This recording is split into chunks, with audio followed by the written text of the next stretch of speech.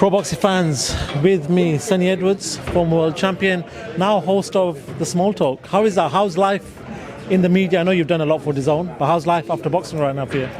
Yeah, busy. Very, very busy. You're doing stuff for the Ring magazine too, weren't you? Yeah. Today I was, and Tuesday, the Ring and the Sky Sports, which actually took me by surprise a little bit. I never thought Sky I never thought I'd work for, and the Ring I thought I got, maybe blacklisted after I was upset that I didn't get invited to the party the other night. But no, it's all good fun really, and yeah, I've enjoyed it. It's been a great week, but it's not over yet for me because I'm flying to Belfast tomorrow to work Crocker Donovan, which I'm also looking forward to. Good man. Look, a lot of people after boxing don't have, they either miss boxing, they don't get to be this close to boxing events. You're obviously living their life, which is fair play to you, former world champion. But I do want to talk about this fight, Chris Eubank Jr. and Conor Benn. What have you made of, let's call it the antics of the last two press conferences, the egg smashing, and just press conferences in general? I enjoyed them, to be honest. I thought today was a bit more witty than chaotic, like the last one. Obviously nothing really to talk about too much. I thought Eddie and Chris going back and forth was gold. I thought the Chris and Nigel interaction was ominous. I thought the Eddie versus Ben, and I think there was just enough parts to make it interesting and exciting all throughout. I think it's built up the fight perfectly, really. You know, you were good at talking at a press conference, but talking about Chris Eubank Jr. shutting off Eddie Hearn at both press conferences, he's selling this fight really well, right? To a certain degree. I think with what a lot of fighters do, they go with like a mindset and they kind of freestyle around that mindset, and I think he decided, I'm going to be dismissive and disrespectful to Eddie Hearn. I'm going to speak over him. I'm not going to let him talk. I'm going to try and make him look silly. And he just kept trying to run down that angle, really. And I think he did quite well, but he repeated himself at the same time about 6-7 times. I'm not going to let you talk. I'm not going to let you talk. I'm not going to let you talk. Then Eddie looked at him straight in the middle of that, asked him a question, and he answered the question. Do you know what I mean? So it was a bit like he didn't even stick to it all the way through that he was trying to stick to it. But I do think he's very witty. He says the right things at the right times. I thought Eddie got him a few times with his little ad-libs though. I do think it was like genuine good from both sides. I don't think either side was completely overshadowed or anything. But yeah, it's press conferences, man. What do you expect, yeah? I'm a fighter. I've agreed to fight. Now, about a week ago probably, I got told that on this day and this day I'm going to have to be there, and the person on fight's going to be there, and all the cameras are going to be there, and then everyone's going to ask questions, and people are going to be getting involved, and he's going to say something like, it just is what it is, you know what I mean? We're talking about a fight that we all want to see, so they're talking about it. They're both going to think they're going to win. They're both going to say they're winning. They're both going to say their team's the bet. And we're just trying to pick out the little parts of talking points for it. And I think Chris Eubank looks very relaxed. I think maybe too relaxed. I think genuinely he can see the size difference, and that's why he's trying to play it down as much as possible. That was one of the loudest sounds I've heard in my life. And I think he's just trying to downplay the size to make it seem more level and competitive. So when he wins, he gets more praise and accolade. But my biggest worry for him is that if you overlook your opponent how it looks like you are to me, you can lose a 10-15% drop. You don't have the anxiety, you don't have the fear, you don't have that same energy in camp, you don't have that same I need to be on my best feeling, you don't have the same eye of the tiger, the reactions aren't as sharp. You get in there, say now it's a bit harder than you thought, you're dropping performance while you're working out in the conversation. Is he better than I thought? Am I not as good as I thought? Or what's going on here? And sometimes it takes a few rounds, then as the fight goes on you see it start playing out a little bit more, but a lot of the time it's complacency. And I feel like from what I'm seeing here, and you can't hide or fake these emotions. If you genuinely think as a fighter, my opponent is too small for me, hasn't boxed at a good enough level, and hasn't even looked the best at times, you're going to have too much confidence going in there. And sometimes that too much confidence can be an issue when your opponent might be going there, he's a much bigger guy, I need to do this right, I need to do my camp 100%. It outweighs it a little bit, and I think it's that aspect of it that makes it more interesting than any other aspect of the fight. What do you make of both fighters coming into this fight? We know Chris Eubank Jr. fought out in Saudi. It wasn't the best performance, but he seems to have been a lot more active than Conor. Conor's fought in America. he's had a bit of criticism, with some of his fights after, everything that's gone on. Do you feel like Conor's at a disadvantage with the amount of the activity he's had running up to this fight? But unfortunately, if there is anything at fault, it's his own fault by the rules of the British boxing that I signed up and agreed to when I was a fighter. I got drugs tested maybe 50 times as a professional boxer. Never once was anything found in my system. I was accountable for everything I put in my system. Now, you found some stuff in your blood test, your urine test, whatever, and now it's caused a 2-year pretty much hiatus where after maybe 14 months he was allowed to fight in America once or twice. And not the best preparation for a massive fight, but if a test never got failed on the eve of this fight, then we would have already had it. We wouldn't have had to do the 2 years out of the ring. So unfortunately, it's no one's fault but his own, whether he did it or not, because unfortunately, as a condition of being a professional boxer, you get drugs tested, and if anything is to come up, for whatever the reason, you have to go through the due process. And I don't know, it all got really grey area for me. I don't know if I think he was innocent. I don't know if I think he was cheating.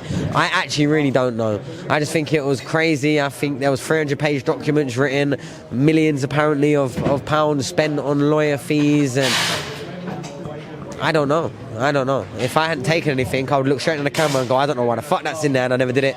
If you want to believe it now, I wouldn't know what else to do. That's all I could have done. There wouldn't have been oh yeah, I remember it might have been this one time when that something happened, and that morning when I had that, and about that time that he gave me that drink. I wouldn't know. I would be lost just like everyone else would be. So I don't know. For me, whether he didn't do it, look, we're here now.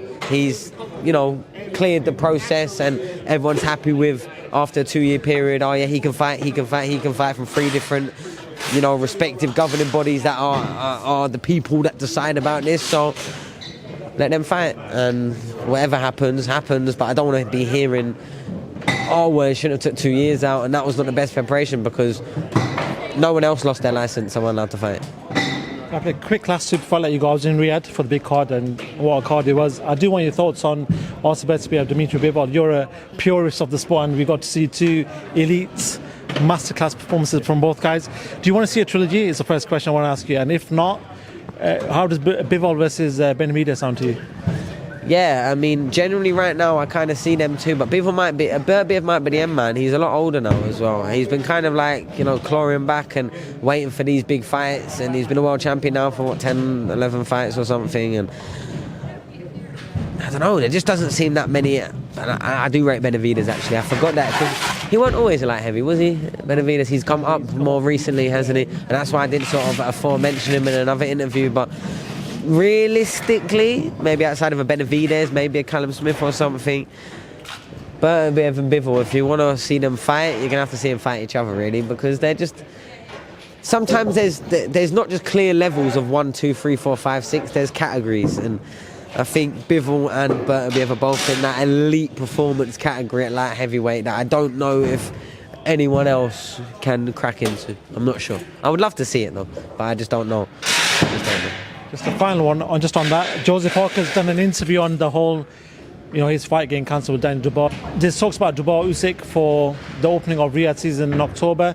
Do you feel like Joseph Parker deserves a shot at Usyk, or do you feel like we should just see the undisputed at what's going on right now? And you know what, this ain't nothing personal. I just don't really care about heavyweight boxing. I just can't be asked. Because the person before you probably asked something about heavyweight. The person before that will probably ask something about heavyweight. And then the person before that probably didn't. The person after you will probably ask something about a heavyweight. I don't care. I don't care about any of them, and I do as a fan. But you're speaking to Sonny Edwards. Now I'm starting to pick up a couple of heavyweight fighters, but I'm very at the beginning of their career. So right now, Sonny Edwards, the manager, Sonny Edwards, the commentator. Unless I'm up there commentating the fight, let's speak about a different corner of boxing. I don't care about heavyweights. The world is highest. They get paid millions to fight British level sometimes. Let's talk about someone else, anyone else. I don't care. Cool. Talk to me about your heavyweights then, quickly before you go. Leo Atang and Deji Adegbola. Two heavyweights. Big. He's wicked pedigree. I know he sparred Anthony Joshua when he was amateur Nigerian, right? Yeah, I met him at the Haringey. He won the Haringey Box Cup last year, right? Interviewed him there. Yeah, good fighter. You've got a future star maybe on your hands. I think we've got a few. Honestly, I think some of the fighters that I'm working with, like, I have to pinch myself that already these level of fighters are coming to me with so much trust and sort of belief in what I can do and help them with in their career. And I think it's already organically like working out well. I work as a team. I work with the same manager that worked with me throughout my whole career, which a lot of people didn't even know who he was, because he's not an interviewer and jump in front of and make it all about him.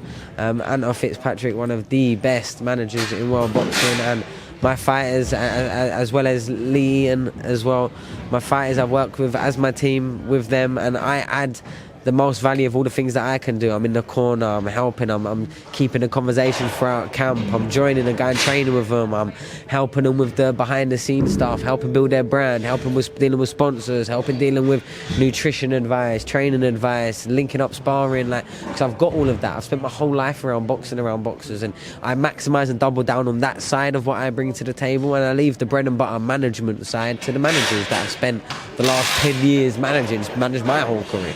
And I think, yeah, it's just working really well. I think I've got certain fighters that I will be shocked if they don't go all the way, especially a nice good way at that. And I think everyone I work with is a good person, because I don't do it for financial gains. I would not leave my sofa and put my spliff down to go and travel anywhere that didn't have my friend on the other side. Now, when Ed Hardy's boxing in Sheffield on Friday, Brandon Dale's boxing in Glasgow in Saturday, and Thomas Asombo in a 4-rounders boxing in Essex on Sunday, 3 of my friends, me and Brandon Scott, did a road trip all to go to every single one of those fights. For a 6-rounder, okay, a British title fight, and then a 4-rounder, but we hit every single one. It didn't matter how much miles, and it took about 15, 16, 19 hours by the time we got back to Sheffield road trip, but it was worth it. But a lot of other people just made the excuse of, I'm up here, I can't get down there. I couldn't get a flight, so I drove it 7 hours straight to a 4-rounder. First fight on the bill, first fight on the card. Fair play. Certainly, look, never doubted you as a fighter or a manager. I know you've done a great job with this as well, and the rest of your fights. But look, good luck with everything. We will be probably seeing you on the road somewhere. Thank you very much for your time. Sonny Edwards, thank you very much.